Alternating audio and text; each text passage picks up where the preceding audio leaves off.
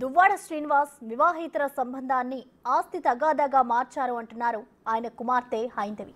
తమతో 5 నిమిషాలు మాట్లాడితే అన్ని విషయాలు బయటకొస్తాయని చెప్తున్నారు. మాధురి మూడో వ్యక్తిగా వచ్చి ఇప్పుడు ఇంతటి రచ్చ చేస్తుంది అని ఆవేదన వ్యక్తం చేస్తున్న హైందవితో మా ప్రతినిధి రాజు స్పెషల్ ఇంటర్వ్యూ. మనతో పాటు హైందవి గారు ఉన్నారు. హైందవి గారు, ఇక్కడ మీరు దీనికి సంబంధించి మాట్లాడడానికి ఇష్టపడట్లేదు. థర్డ్ పర్సన్ని ఆమె పేరు ఎత్తినా కూడా మీరు ఒప్పుకోవట్లేదు. అసలు అంటే మీకు తెలిసే ఉండొచ్చు, బహుశా రాజకీయాల్లో ఇవన్నీ నడుస్తాయి, కానీ ముఖ్యంగా చూస్తే అసలు మాధురి ఎట్లా ఎంటర్ అయింది అసలు మీ ఫ్యామిలీలోకి? మీ డాడీ చెప్తుంది కేవలం వాణినే తీసుకొచ్చి నాకు పరిచయం చేసింది, ఆమె వల్ల ఓట్లు వస్తాయని చెప్పిందని చెప్తున్నటువంటి పరిస్థితి. ఇందులో వాస్తవం ఉందా? అదంతా అబద్ధం అండి. మీరు చూస్తున్నారు, కళ్ళ ముందు జరిగేదాన్ని వాళ్ళు అబద్ధం చేసి చెప్తున్నారు. ఇంకా మీరు చూడండి, దాన్ని కూడా ఆయన అబద్ధంగా చెప్పారంటే అందులో ఆశ్చర్యపోవాల్సిన అవసరం లేదు. ఆయన చెప్పినవన్నీ అబద్ధాలే. ఇప్పుడు ఏంటి అంటే మా మమ్మీ అయితే తాలేదు, నేను 100% దానికి గ్యారంటీ ఇస్తాను.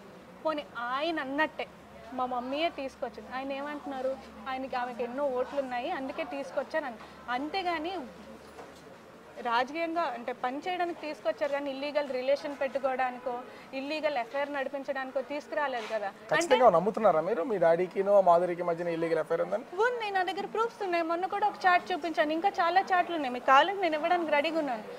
అండ్ May 16, 2023 విజయవాడలో మా చెల్లి వాళ్ళిద్దరిని రెడ్ హ్యాండెడ్గా కార్లో పట్టుకుంది. నైట్ టైం ఎందుకు సార్ కార్లో ఇద్దరు వెళ్తారు? నేను అంటే ఈ విధమైనటువంటి విమర్శలు నిందలు మా మీద వేసిన తర్వాత దాదాపుగా 3 నుంచి 6 నెలల పాటు తిండి లేకుండా నన్ను వదిలేశారు, బయటికి గెంటేశారు, ఇంట్లో ఉండలేదు. ఆ టైంలోనే నన్ను ఆవిడ చారదీయడం, నాకు డబ్బులు ఇన్వెస్ట్ చేయడం, ఎన్నికలకు సంబంధించి నాకు ఫుడ్ పెట్టడం, నాకు వంట చేయడం, ఇక్కడ ఉన్నటువంటి పనులన్నీ ఆమె చేసింది. కాబట్టి నేను ఆమె విషయంలో కన్సర్న్ చూపిస్తున్నానని చెప్తున్నాడు. ఫుడ్ లేకుండా 30 సంవత్సరాలు బతికేశారు. గడిచినటువంటి 2 సంవత్సరాల కాలంలో దాదాపుగా 6 నెలల పాటు. 2 సంవత్సరాలు ఎక్కడ సార్? నేను మీకు ఒకసారి చూపిస్తాను. అంటే మీరు కూడా దీనికి సంబంధించినటువంటి ప్రూఫ్స్ రెడీ చేసి పెట్టారా? చూపిస్తాను. 2 సంవత్సరాలు అంటున్నారు కదా, ఇది ఫిబ్రవరి నేను 16th అప్లోడ్ చేశాను. యాక్చువల్లీ February 11th నా మ్యారేజ్ డే. నేను తిరుపతి వెళ్ళాను. ఈ ఫోటోలు ఎవరెవరు ఉన్నారు, డేట్ చూడండి.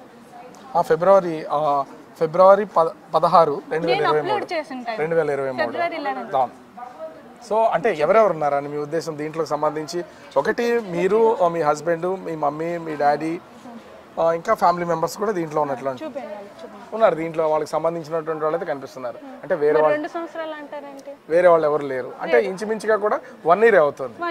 కానీ మీ డాడీ చెప్తున్న దాని ప్రకారం చూస్తే గడిచిన 6 నెలల కాలంలో ఫుడ్ కూడా 2 సంవత్సరాలుగా వివాదం నడుస్తుంది. 6 నెలలుగా మాకు కనీసం తిండి కూడా పెట్టకుండా ఇంట్లోంచి పంపించేశారు. ఆయన ఇంట్లో లేకుండా రోడ్డు మీద ఆమెతో తిరుగుతుంటే మా మమ్మీ ఇంట్లో ఉంది. మా మమ్మీ ఇంట్లో ఒక్కరితో ఉంది. ఆల్రెడీ ఈ విషయం గురించి ఆవిడ బాధపడుతున్నారు, టెన్షన్ పడుతున్నారు.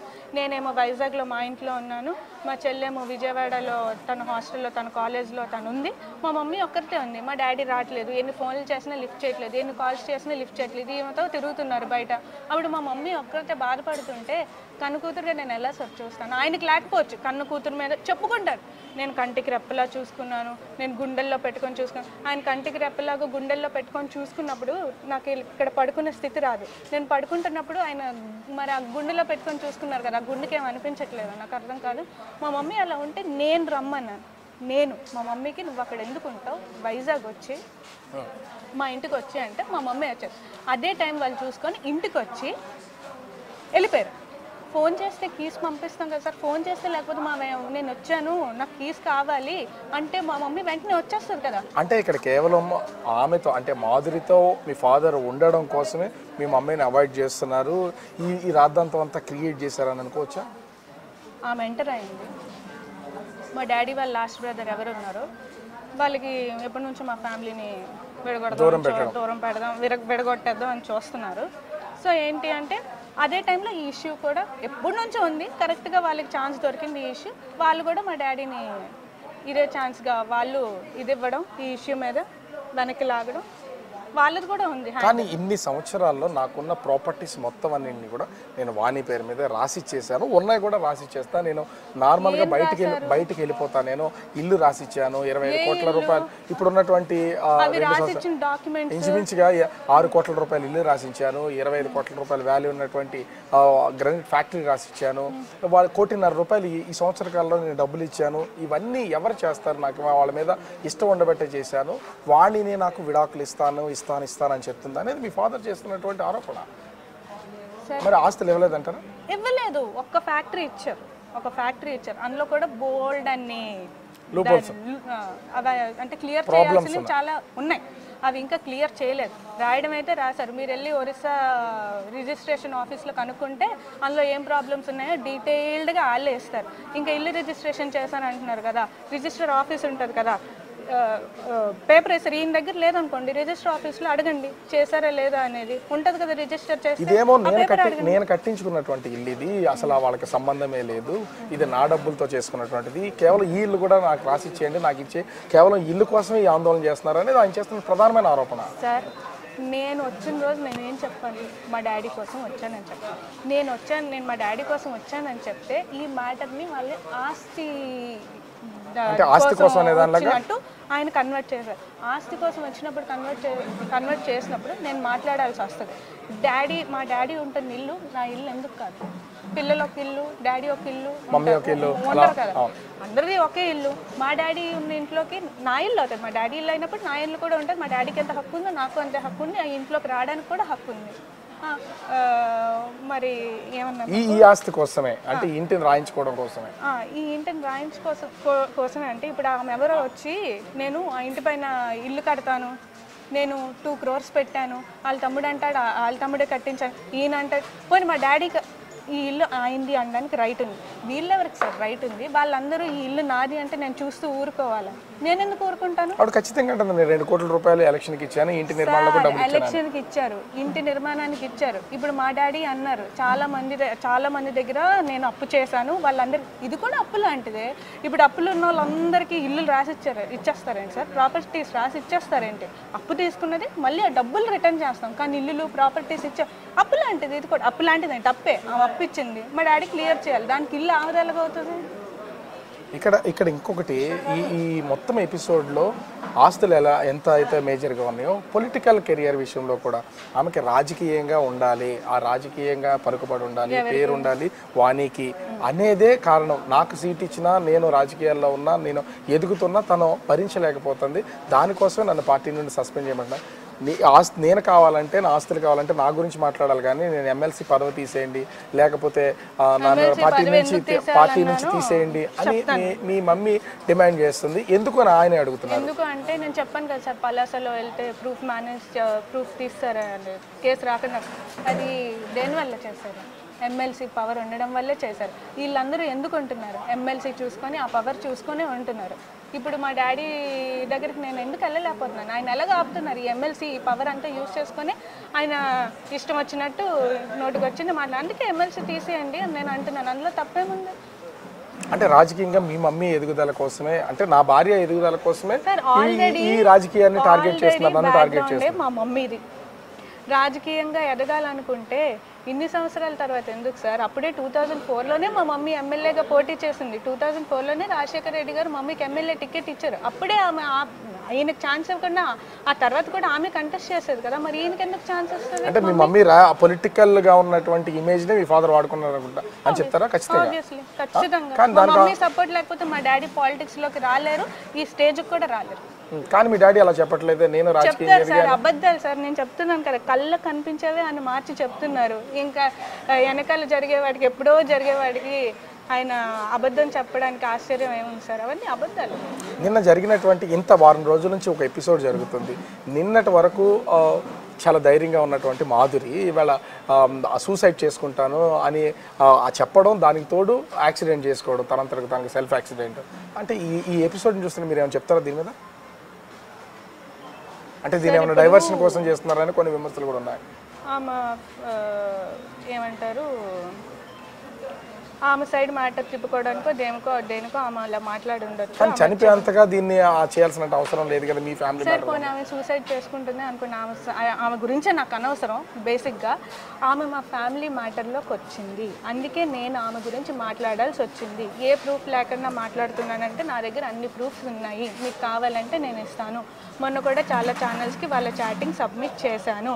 ఆమె తప్పు చేసి ఆమె మా డాడీ ఇల్లీగల్గా కాంటాక్ట్ పెట్టుకొని మేము అడగద్దంటే ఎలా సార్? ఎందుకు సార్ వైఫ్ పిల్లలు అడగరు? ఎందుకు అడగరు? అడుగుతారు. అడిగినందుకు నువ్వు తప్పులు చేసి నువ్వు సూసైడ్ చేసుకుంటానంటే దానికి ఎవరు రెస్పాన్స్? కానీ స్నేహం చేయకుండా ఎవరు ఉంటారు? అమ్మాయి అబ్బాయి స్నేహం చేయొచ్చు కానీ పెద్ద వయసులో ఉన్నటువంటి వాళ్ళు స్నేహం చేయకూడదా? ఇది మాది స్నేహం మాత్రమే, దీనికి ఒక అంటే ఇల్లీగల్ అఫైర్ అనే దాన్ని క్రియేట్ చేశారు కావాలనే, నా ఇమేజ్ని డ్యామేజ్ చేయడం కోసమే అని మీ ఫాదర్ చేస్తున్నారు. ఇల్లీగల్ అఫైరా? చూపిస్తాను. ఇంకా నా దగ్గర చార్ట్స్ ఉన్నాయి. ప్రజెంట్ మా చెల్లి ఫోన్లో కొన్ని చార్ట్స్ ఉన్నాయి, నా దగ్గర ఉన్న చార్ట్ నేను చూపిస్తాను. అంటే మీ ఫాదర్ వాణి చేసుకున్నటువంటి చాటింగ్ అంటారు మాధురి? అది మాధురి మీ ఫాదర్ చేసినటువంటి చాటింగ్.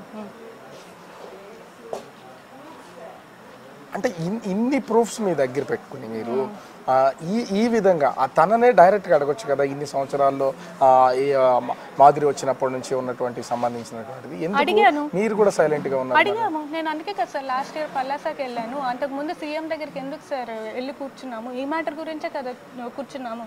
సీఎం గారి దగ్గరికి ఈ మ్యాటర్ ఎలా వెళ్ళింది? చాలా రోజులు డిస్కస్ చేసుకున్నాక ఆయనకి ఎంత చెప్పినా మారక అక్కడికి వెళ్ళింది టాపిక్. అక్కడ నుంచి వచ్చాక కూడా మాట్లాడాము. ఆయన మారకపోతే ఇంకెన్నాళ్ళు సార్ ఓపిక పట్టేది? ఆమె వచ్చి ఇంట్లో వీడియోలు అవన్నీ చేసుకుంటుంటే చూస్తూ ఊరుకోవాలా? ఇల్లీగల్ అఫైర్ పెట్టుకుంటే. ఇంకోటి, వాళ్ళ పిల్లల్ని అబ్యూస్ చేశారు ఏమో అంటుంది. అంటే ఇప్పుడు డిఎన్ఏ టెస్ట్ చేయాలి ఆ పిల్లలకి సంబంధించి. ఆ పిల్లలు ఆమె కూడా అంది డిఎన్ఏ టెస్ట్ చేయించాలని. నాకు ఇప్పుడు నన్ను కేసు పెట్టమంటారా? అబ్యూస్ కాదు, నాకు అబ్యూస్గా కేసు పెట్టమంటారా? ఎందుకన్నది డిఎన్ఏ టెస్ట్ చేయించుకొని ఆమె మా ఇంట్లో ఉండి ఇల్లీగల్ అఫైర్ నడిపిస్తుంది. అండ్ టెక్కల్ మొత్తంలో మీరు ఏ డోర్ కొట్టినా, నేను కాదు చెప్పేది, మీరు ఏ డోర్ కొట్టినా ఆమెకి ఎంతమందితో అఫైర్లు ఉన్నాయో కూడా చెప్తారు. ఆమె మమ్మల్ని అన్నది ఆమె ఇలాగ నడిపిస్తుంది కాబట్టి మేము డిఎన్ఏ టెస్ట్ చేయించుకొని ఆమె కూడా నన్ను అంది. అయితే ఇంట్లో అబద్ధం ఏం లేదు కదా, ఆమె అంది కాబట్టి మేము కూడా అన్నాం. అంటే ఐ మీన్ ఆమె చేసింది కాబట్టి మేము అన్నాం. ఆమె కూడా నన్ను అంది. ఇందులో ఏముంది? ఇక్కడ వాళ్ళ పిల్లల్ని ఎవరు ఏం తిట్టలేదే. అబ్యూజ్ అంటే ఏంటి? వాళ్ళ పిల్లల్ని అంటే, వాళ్ళ పిల్లల్ని తిడితే వాళ్ళ పిల్లల్ని ఎవరేం అనలేదు. కానీ డిఎన్ఏ టెస్ట్ అంటే నా పిల్లలు సొసైటీలో ఎలా బ్రతకాలి, ఆ సొసైటీకి సంబంధించి వాళ్ళని ఇప్పటికే స్కూల్లో కూడా క్వశ్చన్ చేస్తున్నారు.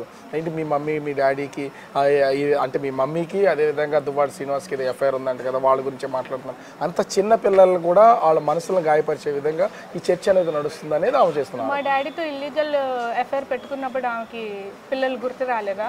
మా డాడీతో ఆ చాటింగ్స్ చేసినప్పుడు ఆమెకి వాళ్ళ పిల్లలు గుర్తు రాలేదా? ఇలాంటి ఇల్లీగల్ అఫైర్స్ పెట్టుకుంటే ఇలాగానికి ఇంకేమంటారు సార్? ఆమె పెట్టుకుంది కాబట్టి అంటారు. ఆమె పెట్టుకోకుండా చక్కగా ఆమె హస్బెండ్తో వాళ్ళ పిల్లలు అందరు కలిసి ఉంటే ఎందుకు సార్ అంటారు? ఒకవేళ నిన్న గనక ఈ యాక్సిడెంట్లో తను అంటే ప్రాణాలతో బయటపడింది కాబట్టి సరిపోయింది. తను చనిపోయి ఉంటే దువ్వాడ వాణి ప్రాణాలు కాదు, ఆమె సూసైడ్ చేసుకోవడం. ఎదుటి కారు మన ఎదుటి ఇంకొక కారు ఉంది, ఆ మనిషి పరిస్థితి ఏంటి సార్? నువ్వు గుద్దావు, నువ్వు సూసైడ్ చేసుకున్నావని అందులో ఉన్న మనిషికి ఏమైనా అయితే దీనిలో ఏమైనా క్రియేషన్ ఉందంటారా అని డౌట్ ఏమైనా వ్యక్తం చేస్తున్నారు మీరు? ఉందేమో నేను అనుకుంటున్నాను. ఖచ్చితంగా. మరి సీట్ బెల్ట్ ఏవో పెట్టుకున్నారంట. సీట్ బెల్ట్ పెట్టుకుంటే బెలూన్స్ ఓపెన్ అవుతాయంట కదా. మరి సూసైడ్ చేసుకున్న వాళ్ళు సీట్ బెల్ట్ ఎందుకు పెట్టుకుంటారు? సో అంటే చాటింగ్ వెతుకుతున్నారు ఎందుకు? అంటే అంతా మీ ఫాదర్కి మాధురికి మధ్యలో ఉన్నటువంటిది అసలు ఈ చాటింగ్స్ని మొబైల్ మీ దగ్గరికి వచ్చిందా ఎట్లా? మేము మా డాడీ ఫోన్ ఉంటుంది కదా, వాట్సాప్ డివైస్ లింక్ అని ఒకటి ఉంటుంది, క్యూఆర్ కోడ్ స్కాన్ చేస్తే అది చేసాం. ఎందుకు అంటే ఏం జరుగుతుందో తెలుసుకోవాలి. చాలా మంది రూమర్స్, అసలు ఫస్ట్ మా మమ్మీ ఎన్నిసార్లు నాకు రూమర్స్ వస్తున్నాయి చాలా మంది చెప్పిన, నాన్న ఎందుకమ్మా అలా చేస్తారు, నాన్న చేయరు. మా డాడీకి అడిగినా కూడా మీ మీద ప్రామిస్ రా, నేను అలాంటివి చేయను రా అని చెప్పారు. చేయరమని మా మమ్మీ బాధపడుతుంది. బయట కూడా చాలా రూమర్స్, ఎందుకు ఒక క్లారిటీ ఉంటే సరిపోతుంది కదా అని డివైస్ లింక్ చేసాం. డివైస్ లింక్ చేసిన తర్వాత ఒకవేళ చాటింగ్స్ ఏమీ రాకపోతే మమ్మీకి చెప్తావు అమ్మ ఏం లేదు, నువ్వు అనవసరంగా నువ్వేమి మైండ్లో పెట్టుకోకు, చాటింగ్స్ ఉంటే మాత్రం ఖచ్చితంగా అమ్మ కోసమే స్టాండ్ అవ్వాలి నేను మా చెల్లి అనుకున్నాం. ఈవినింగ్ వరకు చూసాం, ఏం కాలేదు, సరేలే ఏం లేదు అమ్మకి చెప్దాంలే అని అనుకున్నాం. నైట్ నుంచి స్టార్ట్ అయ్యాయి మెసేజ్లు, అక్కడి నుంచి లేదు మమ్మీకే సపోర్ట్ ఇవ్వాలని ఫిక్స్ అయిపోయింది. ఆ విధంగా ఏముంది అసలు అంటే మీరు చేసినట్టు స్టార్టింగ్లో ఏముంది అసలు? ఇందులో ఏముందంటే అంటే వీటికి సంబంధించి ఆమె నేమ్, ఓకే ఓకే, ఆమె డిపి, ఓకే ఓకే ఏం అంటే పెట్టిందంటే టైం కూడా చూస్తే 12 o'clock నైట్, అంటే మార్నింగ్ లేట్ నైట్ 12 AM. అసలు గడప గడపకి వచ్చేదే మీకోసం అని పెట్టింది. ఏంటి యాటిట్యూడ్ అని డాడీ పెట్టారు. అండ్ మోస్ట్లీ నాకు నీ స్మైల్ చాలా ఇష్టం, నవ్వితే బాగుంటావు, చాలా చాలా హ్యాండ్సమ్, ఇలాంటివి ఆ ఫ్రెండ్స్ మాట్లాడేవి. ఇలాంటివి ఇవి ఫేక్ ఎలిగేషన్స్. ఆమె చాటింగ్ చేసింది. ఇంకోటి కూడా నేను చెప్తాను మీకు, ఆమె మామూలుగా డీపీ పెట్టేసి కూడా నేమ్ మార్చేస్తే కూడా అయిపోద్ది అన్నారు. ఇది ఆమె కారు విజయవాడలో దొరికింది. మా డాడీ, ఇది రెడ్ కలర్ కారు, ఇక్కడ కారు ఉంది. ఈ కారు నుంచి మా చెల్లి డోర్ కొట్టగానే వెంటనే దిగి వెళ్ళిపోతున్నారు. వెంటనే వెళ్ళిపోతున్నారు. ఇది ఆమె కారు. చూడండి చూడండి, జూమ్ చేసి మరీ చూపిస్తాను. సో అంటే మీ డాడీ కూడా ఇది నేను మార్చలేను కదా. నేను విజయవాడలో ఆమె విజయవాడ రావడం కరెక్టే, ఒక హోటల్కి రావడం కరెక్టే, అక్కడ కలవడం కరెక్టే, ఆమె సూసైడ్ చేసుకోవడానికి ట్రై చేసిందని కూడా మీ డాడీనే చెప్తున్నాడు. ఓకే, అంటే ఇదంతా బ్లాక్మెయిల్ అన్నమాట. ఆమె సూసైడ్ చేసుకున్నాకే మా డాడీ ఆమెకి తోడుగా ఉంటానని చెప్పారని ఆమె ఒక ఇంటర్వ్యూలో కూడా చెప్పారు. ఫస్ట్ ఈ సూసైడ్ కాదు, ఇప్పుడు కూడా తోడుగానే ఉంటానని చెప్తున్నారు. ఆమె నా ఫ్యామిలీ వల్ల, అంటే దువ్వాడ వాణి వల్ల ఆమె పిల్లలు అంటే అత్తమామలు వదిలేశారు, తల్లిదండ్రులు వదిలేశారు, ఇవాళ పిల్లలు కూడా అనాథలుగా మారిపోతున్నారు పరిస్థితి. సో నన్ను అందరూ వదిలేసిన టైంలో నాకు మాధురి తోడుగా ఉంది కాబట్టి ఇప్పుడు నేను ఆమెకు తోడుగా ఉంటానని చెప్తున్నారు. ఎవరు సార్ వదిలేశారు? నేను ఆల్రెడీ మీకు ఇందాక స్టోరీ చెప్పాను. ఆయన వెళ్ళిపోతే మా మమ్మీని నేను పిలిచాను. ఆ సందు చూసుకొని ఆయన బయటికి వెళ్ళిపోయి ఈ సీన్ అంతా క్రియేట్ చేశారు. తర్వాత ఇంకోటి ఏంటి అంటే, నెక్స్ట్ క్వశ్చన్ ఏం అడిగారు నాకు? అంటే ఆ మాధురికి సంబంధించి మీ డాడీ ఆ పిల్లల విషయంలో కానీ అనాథలు అయిపోతారు. ఎవరి పిల్లలు? వాళ్ళ పిల్లలు. వాళ్ళ పిల్లలకి వాళ్ళ డాడీ లేరా? వాళ్ళ డాడీ అంటే మీ మమ్మీ వల్ల వాళ్ళ అంటే మాధురి భర్త కూడా వదిలేశాడు, అత్తమామలు వదిలేశారు, తల్లిదండ్రులు వదిలేశారు, ఒంటరి అయిపోయింది. ఇప్పుడు మాధురి వల్ల మా వల్ల ఆమె అనాథ అవ్వడం కాదు, ఆమె వల్ల మేము అనాథలేం. ఇప్పుడు మీకు చాటింగ్స్ అన్నీ చూపించాను, కార్లో ఉండడం నేను చూపించాను, ఇంకా చాటింగ్స్ ఉన్నాయి, అవి కావాలంటే మీకు ఇస్తాను. ఆ చాటింగ్స్ అన్నీ చేసిన ఆమె వల్ల మా డాడీ లైఫ్లోకి ఎంటర్ అవ్వడం వల్ల మేము అనాథలు అయ్యాం. మేము అనాథలు అయినప్పుడు ఎవరింటికి వచ్చి ఫైట్ చేస్తున్నాం? మీ ఇంటికి వచ్చేస్తాం. మా ఇంటికి ఇప్పుడు మా వల్ల అనాథ అయింది అనుకోండి, అంటే హోల్ కాన్సెప్ట్ ఏంటి అంటే, ఇప్పుడు మేము వాళ్ళ డాడీ దగ్గరికి వెళ్ళి మేము ఏం చేయట్లేదు కదా, ఏం అనాథలుగా అవుతుందండి? నాకు అర్థం కాదు. మా డాడీ అనాథ అవ్వడం ఏంటి, మా డాడీతో ఉండడం ఏంటి, వాళ్ళ హస్బెండ్తో వెళ్ళి ఉండమనండి. ఇంకా వాళ్ళు మీ మమ్మీ చేసినటువంటి ఈ టోటల్ ఎపిసోడ్ ఈ రాద్ధాంతం వల్ల తన హస్బెండ్ నన్ను వదిలేశాడు, వదిలేస్తే వెళ్ళి వాళ్ళ హస్బెండ్ తో మాట్లాడుకో. వాళ్ళ హస్బెండ్ వదిలేశాడు కాబట్టి నా ఫ్యామిలీ వల్లే వదిలేశాడు కాబట్టి వదిలేయడం ఏంటి? మీకు ఆల్రెడీ మెసేజెస్ చూపించాను, మా డాడీతో తిరిగింది చూపించాను. ఆమె ఇల్లీగల్ ఎఫ్ఐఆర్ పెట్టుకోవడం వల్ల వాళ్ళ హస్బెండ్ వదిలేశారు. సో ఫైనల్గా ఇదంతా జరుగుతుంది అంటే ఈ 5 రోజుల ఎపిసోడ్ని చూశారు అంటే కొద్దిసేపటి క్రితం మీ మమ్మీకి సంబంధించి మీ డాడీకి సంబంధించినటువంటి వాళ్ళు కొంతమంది పెద్దలు వెళ్ళి ఆల్రెడీ ఆయనతో ఒక చర్చ అనేది జరపడం జరిగింది. ఒక ఏదో 5 డిమాండ్స్ అనేది, అసలు డిమాండ్స్ ఉన్నాయా మీ ఫాదర్ నుంచి? డిమాండ్స్ పెట్టారు. నేను ఒక్క నిమిషం ఒకటి చెప్దాం అనుకున్నాను. ఇదంతా కాదు, నేను అబద్ధం చెప్తున్నానని వాళ్ళు అంటున్నారు, వాళ్ళు అబద్ధం చెప్తున్నారని నేను అంటున్నాను. వీళ్ళు వద్దు, మా మమ్మీ వద్దు, మా మమ్మీ సైడ్ వాళ్ళు వద్దు, మా డాడీ సైడ్ వాళ్ళు వద్దు, ఇక్కడే నేను ఉంటాను. నేను మా చెల్లి ఉంటాం. మా డాడీకి రమ్మనండి, కళ్ళల్లో కళ్ళు పెట్టి చూసి ఆయన ఏం మాట్లాడుతున్నారో మాట్లాడమనండి. నిజాలు బయటకు వచ్చేస్తాయి కదా. నేనైతే ఇదే మాట ఆయన కళ్ళల్లో చూసి చెప్తాను. ఇప్పుడు ఆయన మాట్లాడుతున్న నా కళ్ళల్లో చూసి, నా చెల్లి కళ్ళల్లో చూసి చెప్పగలడా ఆయన? ఖచ్చితంగా అడుగుతాం. అడగండి, నేను రెడీ. ఇదే విషయాన్ని మీ ఫ్యామిలీ మెంబర్స్ ఎవరు రారు, మీ కూతురుదంతా మీరు మాట్లాడతారు. మాట్లాడదాం, రమ్మనండి. ఎందుకు అంటే మీరు ఇంతలా మాట్లాడుతున్నారు, మా కళ్ళల్లో కళ్ళు పెట్టి చూడు, అసలు ఆయన నిజాన్ని బయటకు వచ్చేస్తారు, మీరు చాలా కాన్ఫిడెంట్ గా చెప్తున్నారు. కానీ ఇట్లాంటి టైంలో పెద్దవాళ్ళని తీసుకొచ్చి ఏదో 5 డిమాండ్స్ వాళ్ళ దగ్గరికి వస్తాయన్న డిమాండ్స్ అనేవి. డిమాండ్స్ అంటే మాట్లాడే వాళ్ళు పెద్దవాళ్ళండి. వాళ్ళందరూ ఏం చెప్తున్నారు, ఎవరు కూడా బ్రదర్స్ కానీ వాళ్ళందరూ మా పెద్దమ్మలు, మా పెద్దనాళ్ళు, మా మావయ్యలు, వాళ్ళందరూ మా మమ్మీ ఓన్ కజిన్స్, వాళ్ళందరూ మా తాతయ్య, మా అమ్మమ్మ, ఎవరు కూడా విడిపోవాలి, చెల్లి విడిపోవాలి, కూతురు విడిపోవాలి అని అనుకోరు కదా. దానికోసం వాళ్ళు మాట్లాడడానికి వచ్చారు. సో టోటల్గా అయితే మీ ఫాదర్ సైడ్ నుంచి ఏం కోరుతున్నారు మీరు? నేను ఒక్కటే అంటాను, నేను మాట్లాడడానికి వచ్చాను, అలో చేయలేదు. తర్వాత ఎవరో ఒకళ్ళు వచ్చి ఆస్తి కోసం మాట్లాడారు, నేను మాట్లాడాల్సి వచ్చింది. సో నేను వాళ్ళెవరో వాళ్ళు ఇల్లీగల్ అఫైర్ పెట్టుకున్నామకి ఇందులో రైట్ ఉంది అంటే అది నేను ఒప్పుకోను. ఆమె పెట్టింది అప్పు, ఆమె ఇచ్చిన 2 కోట్ల అప్పు. అసలు ఆ 2 కోట్లు ఎక్కడి నుంచి వచ్చాయి సార్? ఆ 2 కోట్లు ఎక్కడి నుంచి వచ్చాయి? ఆమె ఎక్కడి నుంచి ఖర్చు పెట్టింది, దాని ఇన్కమ్ ట్యాక్స్ ఏంటి, మొత్తం అవన్నీ తీయాలి. ఆమె హిస్టరీ కూడా తెలిసిపోతుంది.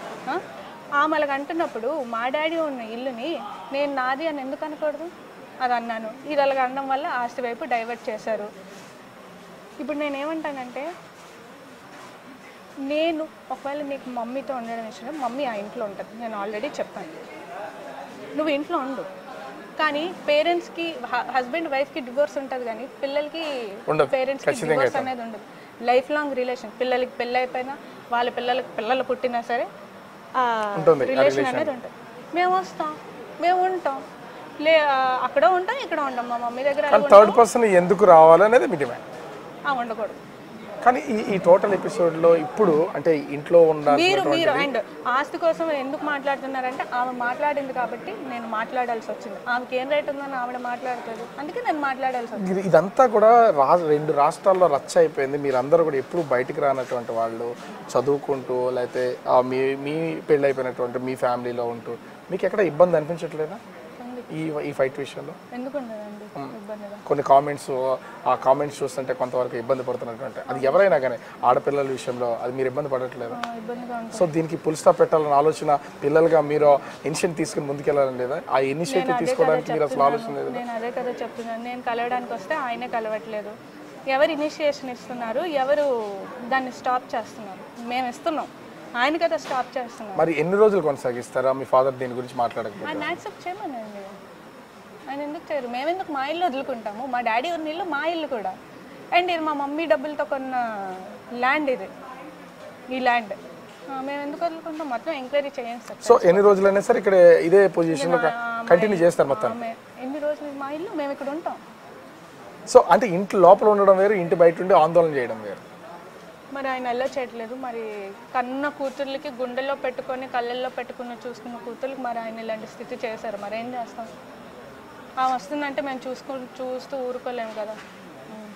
సో ఓవరాల్గా చూస్తే మొత్తం దువ్వాడ శ్రీనివాస్, అదేవిధంగా దువ్వాడ వాణి, వీళ్ళ ఇద్దరి మధ్యన కూడా ఇద్దరు పిల్లలు, ఆడపిల్లలు నలిగిపోతున్నటువంటిది అయితే ఖచ్చితంగా కనిపిస్తుంది. మా డాడీ మా కళ్ళల్లో కళ్ళు పెట్టి చూడు, 5 నిమిషాలు మేమిద్దరం వస్తాం, మాతో మాట్లాడు, నిజమేంటో బయటపడద్దు అనేది హైందవి చెప్తున్నటువంటి విషయం. కానీ ఇది ఒక ఫ్యామిలీ విషయాన్ని, ఆ గొడవని రాష్ట్ర వ్యాప్తంగా ఉన్నటువంటి ఒక చర్చగా మార్చేసి గత 5 రోజుల నుంచి ఒక హైడ్రామా అయితే నడుస్తుంది. దీనికి కన్క్లూజన్ ఎప్పుడు వస్తుంది అనేది తెలీదు. కానీ అటు దువ్వాడ శ్రీనివాస్, అదేవిధంగా దువ్వాడ వాణిలకు సంబంధించినటువంటి కొంతమంది పెద్దలైతే ప్రస్తుతం వీళ్ళకి సంబంధించి దీన్ని ఇక్కడితో ఫుల్ స్టాప్ పెట్టాలని చర్చలు అయితే నడుపుతున్నారు. ఆ చర్చలు ఎంతవరకు ఫలిస్తాయి, కూతుళ్ళని తండ్రి ఎలా చేరదీస్తారు, తండ్రిని ఏ విధంగా వీళ్ళు యాక్సెప్ట్ చేస్తారు, అటు దువ్వాడ వాణికి సంబంధించి శ్రీనివాస్ ఏ విధంగా దీనికి ఒక కన్క్లూజన్ తీసుకొస్తారనేది మాత్రం వేచి చూడాలి.